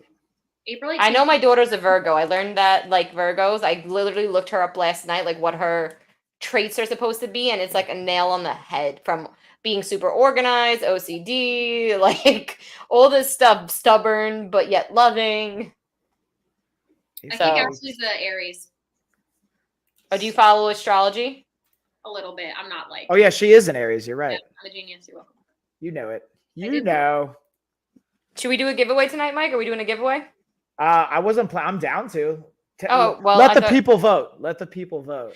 Guys, if you're in the Correct. chat, How do Go I ahead. like see what the comments are? I guess I can't, right? I guess there's. no, we you- can send text you the link in the group Yeah, I'll chat, Mike. text you. Let me text you the links. Or We just have, send like, it to her 3 different channels directly. open. Michael, what was your question? My Oh, yeah. question was that this topic of, because it maybe it's less of a question, it's more of a theme and a topic. We were talking about this in the gym one day, and it was the idea of like, Hmm. didn't come up exactly like when is hitting appropriate, if it's appropriate, or like the intention behind it. That's the kind of what I wanted to get to, because you made a really interesting point, Maddie, that I never had heard anyone kind of share or say before, which was, hey, are you hitting because you're mad and you're emotional right now? Or are you doing it because there's going to be a benefit to the child? Or like, what's the intent behind it? Like, why are you doing that? You like you, I think if I'm paraphrasing, if you come back tomorrow and you still think when your emotions are now neutralized that hitting them is the right move, then do it. Or I'm kind of putting words in your mouth. So but- here's my thoughts on it. Yeah. My thoughts are, I don't think anyone should hit anyone ever, unless you absolutely have to. Is what I Right. think. Yeah, I don't hit Logan at all. I mean, I train at Road Combat Club. I train in. So Maddie does all of it. Tell us what you do, Maddie. I do Muay Thai and Jiu-Jitsu there. And so I'm all for violence in the appropriate setting. Self-defense. I'm all for protecting yourself. I'm all for sanction fighting. I'm all. Have you competed before? Just in Jiu-Jitsu. Hey, don't invalidate. It's a simple yes or no. Have you competed before? Yes. Okay, that's it. So I'm all. It's not. I'm not like a pacifist, but I am not pro putting your hands on anyone under any circumstances unless you really, really have to. A, children or no children. But B, people feel strongly about hitting children. And here's what I'll say about it. I feel strongly against it. But just the way I feel strongly against hitting my partner if I'm upset at him. I don't think it's okay to hit people we love. If it's not okay to hit your friend or your family because you're pissed at them, why is it okay to hit your child? That doesn't make any sense to me. But then, moreover, if we're thinking about deterrence and we're just thinking about it scientifically, taking the emotion out of it, and we're thinking about it scientifically, we're utilizing this as a way to deter behavior. Scientifically, it's not effective, and here's why. Well, a couple different reasons. I think, firstly, if you're really determined, I want to spank my child for corporal punishment, it worked for me, and whatever people use for. Yeah. Fine. I'm a therapist in the South. People feel strongly about popping their kids. My opinion is irrelevant. What I do think is important is, again, what is the intention? First of all, what is the boundary you're upholding? And if you're administering a punishment that is related to the behavior, hitting your child is almost never related to the boundary that they violated unless they've hit someone else. But if you're, as an adult person with a fully developed brain, hitting your child because you're angry, that is not okay. That is abuse, because you as an adult person are not utilizing your appropriate coping skills to manage your own emotions, and you're hitting your child because you are dysregulated. Facts. Now, if you wanted to really die on the cross that hitting kids is an effective deterrent of behavior, then this is the for instance. Wait till you're not angry anymore. Wait till you're calmed down. Wait till you're cool cucumber. Then, do you still want to hit your kid? Look them in the eyes. To me, it's like look them in the eyes. Can you look in your eyes of a child and just full on calm as anything smack the ish out of them? No. And people have like whatever. It's okay to do this kind of hitting and not this kind of hitting and whatever. But if you're putting your hands on your child in an aggressive fashion, or not your hands or an object or whatever, as a deterrent for behavior that you did not like, you should not be doing it out of anger. You really shouldn't administer any punishment out of anger because it's going to be too much, right? You've seen the quintessential, you're grounded for 7 months because you're pissed. But in the moment when you reflect, that's too much, right? So I think an important practice with any kind of punishment is gathering yourself and saying, I'm really frustrated right now. I feel really angry. We're going to talk about this later. Get it together and then re-engage and say, okay, I've thought about it. Here's a reasonable punishment, a reasonable consequence, rather. I don't like the word punishment. A reasonable consequence, rather, for the choice that you've made, right? And if you're going to hit your kid and you've really calmed down and you're going to go to your 3-year-old, 5-year-old, 7-year-old, and you say, 4 hours ago, you did this thing that was not okay. And as a result, I'm now going to hit you. And that feels good for you. Then, okay. But then I would challenge you more so, are there more effective deterrents for behavior? And the answer is yes. And then thirdly, what are you demonstrating? If you're hitting your kid and we're talking about modeling, I'm angry with you. I'm displeased with the choice that you've made. And as a result, it is okay for me to put my hands on you. Yep. That's my number one reason for not doing it, is I don't want her to think I'm hitting you, so it's okay for me to hit. It's okay for her to hit. It's okay for other people to hit her when they're upset with her. Oh, no. Right? You're teaching her that it is okay for people to put their hands on you when they're upset with you. And you deserved it because you did something wrong. I even feel bad, like, yelling at the dog in front of her. Like I feel bad. I'm like, oh, she's gonna think she could yell or like. Mhm. So I had to like literally push my dog in the house one day because she was trying to, Lena, Mike. Yeah, I know. Her So dog's name's Lena, by the way, Maddie. Who Oh, came yeah, first, the not- human child or the dog? Well, I was pushing Lena, the dog, inside because my dog likes to run out the house. So I just Logan wanted was to know whose standing. name came first. Oh wait, her baby? Did Lena No, the it's- human come first or Lena the dog? Lena came first. The human. Lena, my dog came first. What? They- No. Oh yeah, you're right. My dog came first. What do you named your mean? I daughter had after my your dog. I just wanted to establish who was named first. Yeah. Okay. My dog came first, but Yeah, she's you're right. after her grandmother. But I still think Lena the dog had an influence. Just saying. Yeah, that's true. That's true. Because she's such an and honestly, if you look at Lena the dog and Lena The my child, They're the probably the same. energy pattern and their behavior, like, dude, I don't know, man. Lena the dog's a very high energy, Oh my intense god. dog. Well, that's where I was Loving, going is that I had to loving. push my dog in and like not hit her, but like I had to shove her in because otherwise she was getting out. If my dogs get out, they're gone. They're not Yeah. never coming back. And I did that in front of Logan, and I almost like cried because I'm like, she's gonna think it's okay to hit animals. Oh my god. Nonetheless, I don't understand how people could just hit another child. Like I feel bad hitting a dog. Yeah. Well, And- can I Yeah, go ahead, Mike. so I want to get your thoughts on something because obviously I agree with everything that's been said here.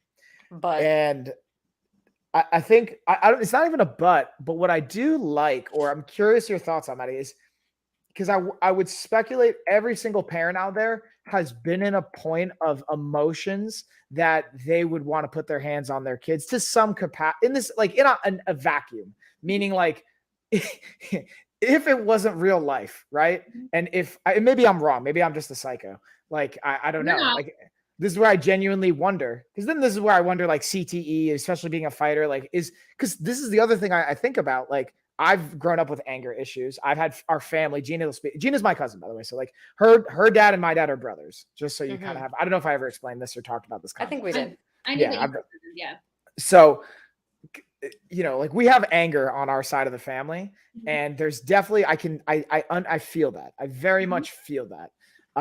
So I wonder, like, I think it's important though to normalize it. It's okay if you felt that way before, because then I 100%. personally, I feel like some people feel like they can't talk about it. And then there's Mm. guilt and shame. And I'm not saying I would Mhm. ever do, but like genuinely, like this weekend's a perfect example, bro. Like, do you know how easy it is, Matt? You know how easy, like 2 fingers. Like my kids weren't going to sleep on Saturday because I took them to Charlotte and Ashley stayed home and they were just not trying to go to sleep. They were up way too late.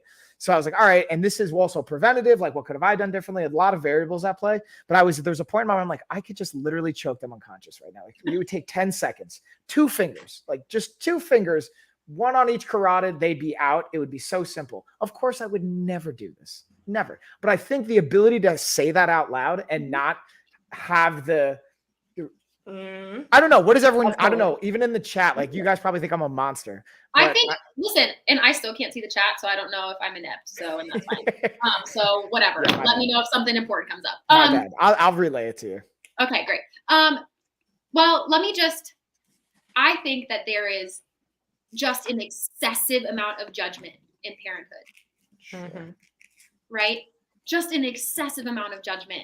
And I think, again, as not a parent, but what I would deduce to be true about parenting is that something that makes it so hard is the constant guilt and shame. Yep. Right? Am I a bad parent? Was that wrong? My dad 100%. forever. Am I the worst dad ever? Am I a complete monster? Isn't that terrible? And it's all okay. It's all okay. The amount of times I've said to parents, you are not a bad parent because of that. You are not a bad parent because your kid drives you up a freaking wall. That is okay. That is okay. It is okay and it is normal. And quite frankly, it would be abnormal if being around a toddler 24/7 didn't sometimes make you think unkind thoughts about your toddler. Okay. So it is okay. But I think more than that, like it just larger mental health, larger therapists, not just pediatric therapists. Thinking things is not doing things. Yeah. Right? The choices that you make is what is important. Right? And that's what we want to model to our children. You can see them as you start to install. They were going to hit and then they didn't. They're not bad because they had the thought. They made the choice that was the correct choice. And that's yep. That's what matters. Their morals. Your knee jerk, your trauma that is coming up, your inner child stuff, your stuff that comes up is not your fault, and it's okay. The thing that is important is the decisions you make because of that, right? And that's why parenthood is, I would imagine, so difficult, is because it requires just an exorbitant amount of inner work and self-awareness, right? And I, again, don't know, but what I've observed is that parenthood has this way of unearthing things that you did not know were there. And then they come to the surface when your children trigger you, right?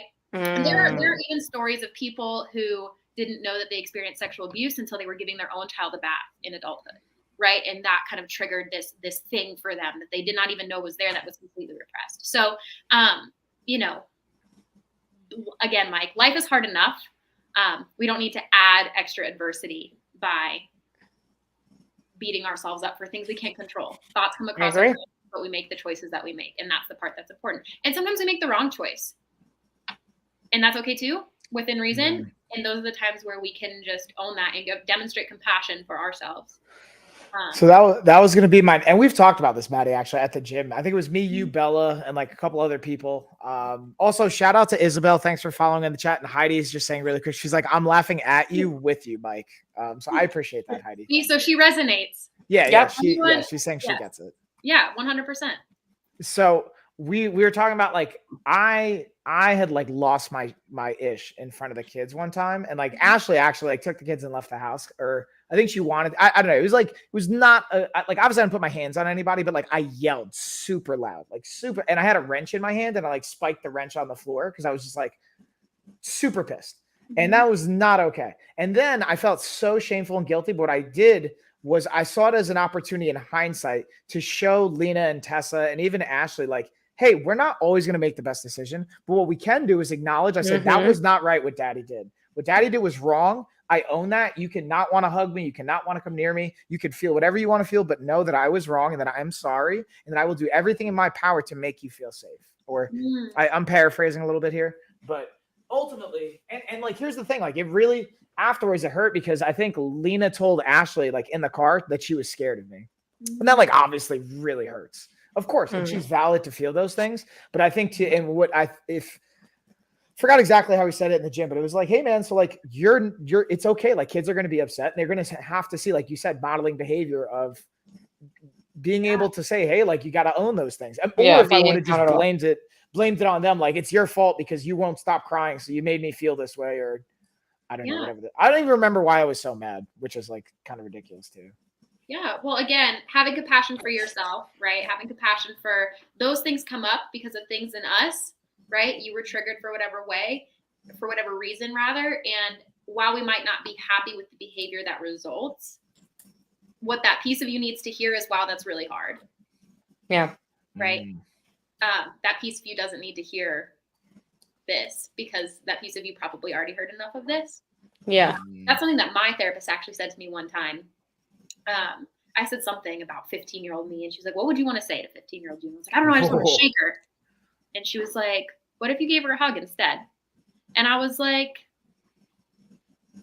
you know, when that stuff comes up, that stuff is really hard, and it's really easy again for full adult Mike to say, like, what are you doing? Why can you not just get it together? That's something I say to myself all the time. I can't get it together.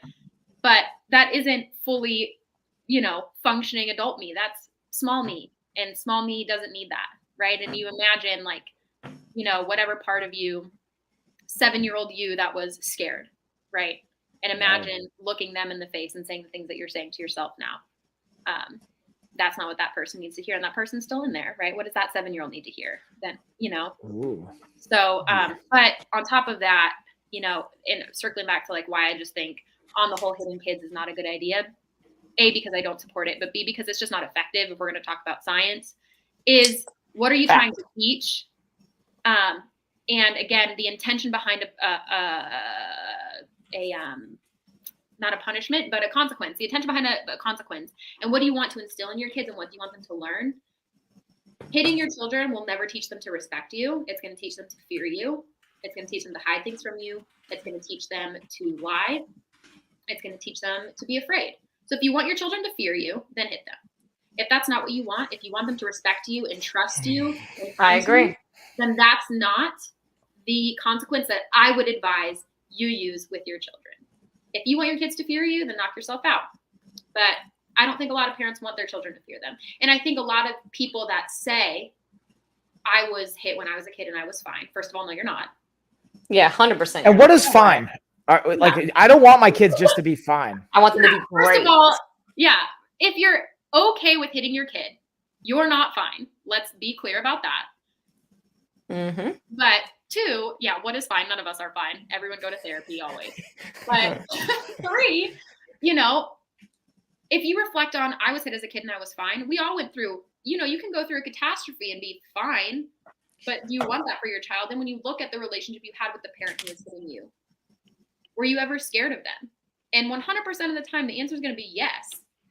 You know, you were legitimately afraid that your person who's supposed to protect you, your safe space in this world, It's now smacking the shit out of you. Excuse my language. You're scared of them. Mm-hmm. And is that what you want? And developmentally, I personally don't think our children should be afraid of us. So, you know, I think our children should follow our boundaries because they respect us. And also, is compliance what you want from your kids, or do you want them to organically make the choices that they want because they're making those choices and you're creating people who make choices that you agree with, not because you're scaring them into compliance to save yourself the stress? I agree. And it doesn't work, though. No. And a lot of times we make choices out of compliance, right? We just do what I say, right?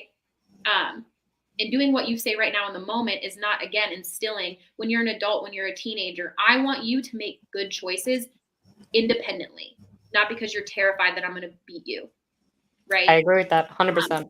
So I don't need you to comply with me. You make the choices that you make. You're your own person. And this goes back to the boundaries. You know, don't do what I say. Do what you're going to do. Here's the boundary because of it. You know, and that translates into teenager. I think, like, when it comes to parenting, I believe in like a funnel method, really strict boundaries when they're younger, so that when they're older, you don't have to have such tight boundaries, right? Versus looser boundaries when they're younger, and then when they're teenagers, you're trying to chain them to the wall, you know? Yep. But if you can have really firm boundaries when they're young, then when they're a teenager, you're a person, I respect you, you make your choices, right? This is the place where it's safe to mess up. So listen, here's the boundary. You want to go out on Saturday, your room needs to be clean. Do with that information what you will, right? It's certainly your right not to clean your room. You will not be going out on Saturday if you don't want to, and that's fine. You don't want to do your homework, don't do your homework. Here's the consequence. Here's my boundary, right? Yeah, you're basically giving them the rope. If they choke themselves with it, that's on them type scenario. I agree with that 120%. Rather than choking them on the rope to start, and then they're already pissed off and freaking out, you know? And you just set yourself up for failure at that point. And you're allowing them to be their own person and make autonomous decisions. And you're allowing them to mess up when it's safe to do so, versus having them chained so tightly to the wall that when they're not chained, they're going to be a hot freaking mess because they never had to independently make good choices. Yep. Right? I think communication is key too. Even I know it's going to sound so stupid, and all my friends are like, well, you're the parent, they're the child scenario. But even now, like, I explain things to Logan, like, hey, you can't do this because it's going to hurt you. Mommy's doing this because of why, but we can do this instead. You know, I want her to understand why we're doing things, not just because mommy told you so, or just because of this, or I want you to be able to freely make those choices. I'm going to let you go out on a Friday night, and but you're going to have to be home by 11. And if you come home drunk, or if you come home this, if you come home that, or you sneak out or anything, then you're going to have a problem. You hide in the Nathan's bathroom. Shut up, Michael. But yeah, I mean, I think that's it, right? And you're with trust and respect, and it's really about like safety of your kids, right? And that's really like to like ultimately, when your kids fear things, they hide things. When they fear you, they hide things. Yep. And that was my whole childhood, is Michael just like to make fun of me for that. I ran away and ran off to the local Nathan's and hid in the bathroom. My mom found me. But long story short, she never let me out. My curfew was like 8 p.m. till I was like 17 years old. And they never gave me a reason even why they wouldn't let me out. They just said that the world was dangerous. Okay, but what do you mean? Like, nothing's dangerous what I've seen so far. There's no conversation. There's no like explanation. It was just because they said so, and I didn't believe it till something happened, or I didn't believe it until we were in a bad scenario. I'm like, all right, maybe I shouldn't be here, you know, type scenario. But I think communication is key. Yeah.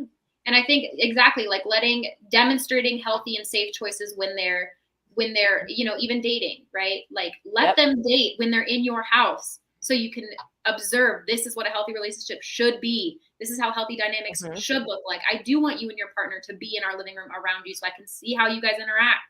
Yep. Right? Like rather than not allowing them to date and they have no guidance or protection when they're 20 and in an unhealthy relationship because they never learned and you never helped guide them in that space, So I think that, I just think, again, it comes back to being really respectful and open with kids. And really, like, again, breathing life into them, empowering them to be their own person. That's where it comes to again, like safety, especially y'all have daughters, and feeling really strongly about like really understanding the covert messages we send to them about compliance, about what they tolerate, about how it's okay to let people talk to you, how it's okay to let people touch your body. Even just like when we're changing our kids, we yank them out around and change them really quickly. And I think it's important to not do that because it inadvertently sends the message that an adult person can take your clothes off of you and touch your body any way they want. No, it's not okay. This is your body. I don't care if you're 1.5 or 2. Your body is your body. Yeah. So what do you do when you need to change them? Well, I think it's just as far as like just even narrating. Okay, I'm gonna take your shirt off now. Or no, we do that, but it's like wrestling an alligator sometimes. Well, I'm not gonna lie. Sure. And again, toddlers are a nightmare, and getting a toddler's dressed or putting diapers on a toddler is a nightmare. But I think it's just about having those conversations. Yeah. Even like I babysit these 2 brothers, and they are always touching each other, grabbing each other. And when I'm there, I'm like, do not touch other people's body unless you ask them first. Yep. Ever. And they're like, why? He's my brother. I was like, I don't care. No one can touch your body if you don't want them to. Not your brother, not your mom, not your dad. If you don't want someone touching your body, they don't touch your body. And you can say that. And their parents might not like that or whatever. But I just think that's really, really important to empower children to feel like it's okay to say, no, I don't like that. No, I don't understand that. And I don't care that you're an adult. And I don't care that you're male. And I don't care that you're bigger or stronger. I agree. Especially girls. So that's why Lena and Tessa come to Rogue. And then I have 2 things I'll just throw in there. And also, Maddie, I want to be mindful of your time. I'm not saying you have to leave or go anywhere, but know that if you ever got to dip, you can dip. But I'm gonna throw a couple. So one thing Heidi was saying too is like, yes, you are all 100% right. When I was a child, I had to learn to stop, drop, roll, get up, and run. I got beat so much. Never want a child to feel like that. And then she said, "Hello." So like I think having these conversations are also important too, to be able to progressively bring awareness and shift the narrative a little bit. And then I'm curious your thoughts on this. So one thing I was talking about before with a client of mine is, and this is assuming that my girls are going to bring home guys, like maybe they like girls. And honestly, I'll probably respond the same way. I'll be honest with you. Like whoever they decide to bring home, I innately want to show them like highlight reels of me fighting and then train with them. And then saying, hey, just so you understand, this is who I was or who I am. And I'm not saying I'm going to do anything to you, but I also have a nice plot for you in the backyard, but not actually say that. But what I was thinking originally, I was like, I would just ask them to train with me once, but instead, and the way you kind of worded this, Madi, I'm going to invite them to train at Rogue, and then I'll offer to pay for I'm basically just going to have an open membership at Rogue for whoever my kids are going to date. And just saying, I'm paying for your membership. You're going to train at Rogue. If you decide to date them, if not, cool, you can keep the membership too. But like, this is something I'm not going to say be a requirement, but it's going to be an invitation to do that. Let me ask you this question. If you had sons, would you say the same thing? Yes. Okay. So you would have your son's partner. You would make sure that your son's partner was also training at Rogue, regardless of gender? Yeah. Or at least going to the gym and lifting or training or working out. Like I want them to be, because what I think is interesting about the gym or the mats especially is you get to see who a person is. If that makes sense. Like I would argue, I know some of the people in our gym more intimately than their partners do. Or vice versa. Some people knew me more intimately than Ashley did up until maybe a year or 2 ago, until I really had open conversations with her about a lot of things about myself. And I think that there's a lot to be exchanged and grown and valued from that. But I think that's a good point too, Matt. Not to just like completely, and I'm saying, maybe I think I'm honestly saying, just to like be a little like, I don't know if I'm being honest with you, Well, the reason I raise that is I do think that the perpetuation of daughters or something to be protected is something that I wonder about. What if they could protect themselves? Right. But I want to empower them. That's why even going back to Rogue for Lena and Tessa. And I didn't think about this, dude, until I had Lena. And she's one of the biggest influences of why I retired, because I didn't want to hurt people anymore. It's not her, like, I just changed my mindset. But I never once in my whole life ever felt unsafe walking anywhere. Like, I never once thought like, oh, I might get raped if I walk down this road or this street or this corner. It doesn't mean I wouldn't have. I could have, maybe, I don't know. But I never had that. I never had to think that. Yeah. You know what I mean? And once I had daughters, I'm like, oh, I got to bring awareness to that for them. Maybe I don't. No, actually. 100%. No, 100% you do. And I think, but I do think that perpetuating, even, and again, people have opinions about it, but I do think that when it comes to safety and breathing life into children, regardless of gender, empowering them, right? As human people, we should protect each other. Women are not things to be protected by men. Humans need to be protected by other humans. We know that women are a vulnerable population, and we don't need to go down that road. But I think perpetuating the narrative that, like, you're her brother, you need to protect her. Why? And I think in some ways that sets girls up to be victimized more, and it sets the unhealthy precedent for boys that, God forbid, something happens to his sister. Why didn't he protect her? Because he's the guy, right? Like, I just think that the genderized, I agree. I think we should all learn to protect ourselves and all learn to protect each other, regardless of gender. Your partner should help protect you. You shall protect your partner. But, as a girl or a female person, and let's presume a straight relationship, your male partner is not responsible for protecting you. No, you should teach them how to protect themselves first. And they are responsible for protecting you, but not more than you're responsible for protecting them, right? And like being like, if we're being real, right? Like, there's a difference between being a man and a woman. Men have different lived experience than women, and that's real and that's legit. Being a male person in a relationship with a female person, those are things for both people to be aware of. And men are stronger than women and all those things. Those are valid and important. And I think, like we said, empowering women to protect themselves, and I'm not going to say that I don't feel that I wouldn't prefer my partner to be with me when I go to a gas station at night, or that I don't feel safer. That's real. Sure. But it was never, I was raised primarily by my dad. I was a big tomboy growing up. So there was never a time in my life where I was told I needed a man or a boy to protect me or keep me safe. So that was just like a separate tangent, as far as like when my daughters come in, they're not these virtuous things to protect. They more than any other person. Right. So Mike, just a thought experiment for you as things come up, as your daughters grow, challenge yourself to ask, would you have that same reaction if they were male children? Yeah, dude. I don't know. Exploring that. There's not really a right or wrong answer, but I think it's something to explore. I agree.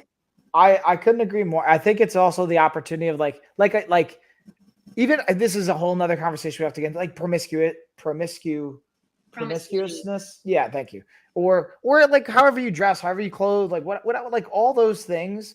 I think it's like, I don't know, dude. I definitely have that stereotype in my head. Like, I think if I have a son, like even right now, the idea of like, why do I want to have a son? You know what I mean? Like after I had Lena, I was like, all right, I'm going to have a second kid. That's going to be a boy. I'll be happy. Not that I wasn't happy with Lena, but I felt I would be complete if I'm being transparent. Like, I really wanted to have a son. After we found out Tessa was a girl, I was a little like, man, I feel kind of guilty even saying that. But now I'm like, I don't care. I don't need to have another kid. I don't care if I have a son or not. Like, sure, it'd be great, but sure, I don't care. It'd be great to have another daughter too. Like, I genuinely have been able to see it from a different perspective. But it's something that I'm always curious about. And then now I'm thinking, like, I also want both my kids and Ashley and myself to like go to the shooting range and be adept with guns and be adept with the guys go to AR tactics, like go into that kind of stuff. And then hold on, there's a message in the chat too. I don't want to miss what Heidi was saying. Mike, leave out the plot part where you don't want them hiding boyfriends behind your back. You want honesty. My daughter was terrified to bring home boys. She liked around me. She tried hiding them. She also tried hiding being bullied in middle school because she was more scared what I might do. Yeah, I get that too. Yeah. That's a very real point. Yeah. I mean, I think, again, there's no right answer, but I do think, like, in our internalized stuff comes up, like we're products of our society, right? So we're all subject to the patriarchy and internalized misogyny, both men and women. Like, that's just real. It colors our experience for better or for worse. It's just true. And so the innate, what's the word I want to say? The messaging that we receive overtly or covertly as we grow up is there, and it's going to color our experience. But we're in control of changing that narrative for our children, and not perpetuating that, and to some degree, and having those conversations. But yeah, I mean, I think just the perpetuating that, like, women are these virtuous beings that need to be protected is, I agree. Not That's a great point. to put it clinically. So, No, that's the words exactly of- how Lena would describe it. like, Yeah. or Tessa, right? we all need to protect our loved ones. Again, I'm down for violence when violence needs to happen, but I've seen it. She's Maddie's like, choked me "I really before. kick some booty." Dude, no, Maddie's like choked me, but like in jiu-jitsu, to give context. Like she's like I was really mad at my she's made me tap before. So, and give you context, it is what I love about jiu-jitsu. Maddie, how tall are you? 5'4". So you're 5'4", definitely less than 200 pounds. I'm not going to say anywhere close to your weight because that's not for me to decide. But I'm 6 foot, 200 pounds, and Maddie definitely, like, I did not have a choice besides I had. So yeah, so like 130 pounds, under 130 pounds. So 130 pound, 5 foot, what, 5'6", you said? I'm sorry, 5'4" person. Like there was two options. I either like go unconscious or I tap. And I think that's an interesting thing about jiu-jitsu too. That's an empowerment. You gotta teach me how to do that, Mike. You confront yourself. Yeah. You can't hide from yourself. Nah, dude. And I'm all for that. Like I like tapping on the mats, man. Within reason, actually. The thing that does frustrate me if someone catches me with the same thing over and over and over again, I get mad because like how am I not learning what's happening? I hate a wrist lock. Wrist locks are demoralizing. They piss me off. I'm horrible at leg locks. So that's honestly, dude, I'm gonna hold myself accountable and be transparent. One thing I find myself avoiding the gym at times is because the gym, I'm dude, I've been doing jiu-jitsu since 2007. Fun fact. And when I did jiu-jitsu, it was like Gracie jiu-jitsu. It was not leg lock game. And like my game's a lot different. It was a gi-based game. And in our gym, it like is so humbling to have to like acknowledge like, yeah, dude, I don't know what's going on with the legs down here. I talk to Zach and Johnny about it all the time. And it's a different dynamic, but I think it's important too. So I notice sometimes I'll avoid things because of that. Because they're hard. So I get to take that on. I do that too, where I'm like, I suck at those. I'm just not going to do them. And then I just need to acknowledge that that's probably something I need to do much more because I hate it. All right. Anyways. I think this has been a long and insightful thing. I really we went hard. Yeah, no, the parenting stuff really is hard, and I like your approach to it 120%. It's a lot of the stuff that I've heard through, whether I don't want to call it new parenting because it's always been a thing. It's just it makes sense opposed to the old school way, which is the hitting, the I told you so, and everything. And I think this is really it's like a mass healing of generational trauma too, right? I think like the generational traumas that generations before us have endured, and no one wants to be a bad parent. Everyone does the best that they can with the circumstances that they're in. And I think just as generations kind of continue, we're continuously healing that trauma within our family systems, and resultant of that is shifts in parenting. So. Well, I think this has been a very insightful episode. We thank you so much for being on, Maddie. Thank you for having me. It was a blast. Thank you. Mike, you're right over there? Yeah, sorry, I was just getting a message from somebody, and just responding back. I got distracted. I can tell. I was also just gonna say, so like you mentioned this point before, I wanted to throw it out there, and then I'll let it go at this. Yeah, Heidi, real life parents, exactly.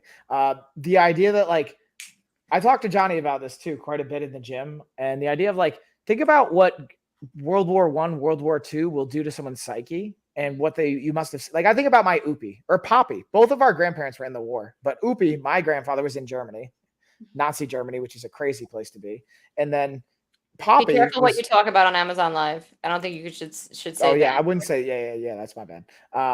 In Germany, they held flag accounts with that political party or whatever have you, and in America, Poppy being on our side, like just imagine those life experiences and what that does to your tolerance for violence, your tolerance for. I don't know, a variety of things, or like justifying War behavior, and fighting was normal. Fighting, hitting, reactions. or infidelity, saying, "Yo, I went to war for you. I can do whatever I want." Or I'm not saying that was what he thought, but I've seen that.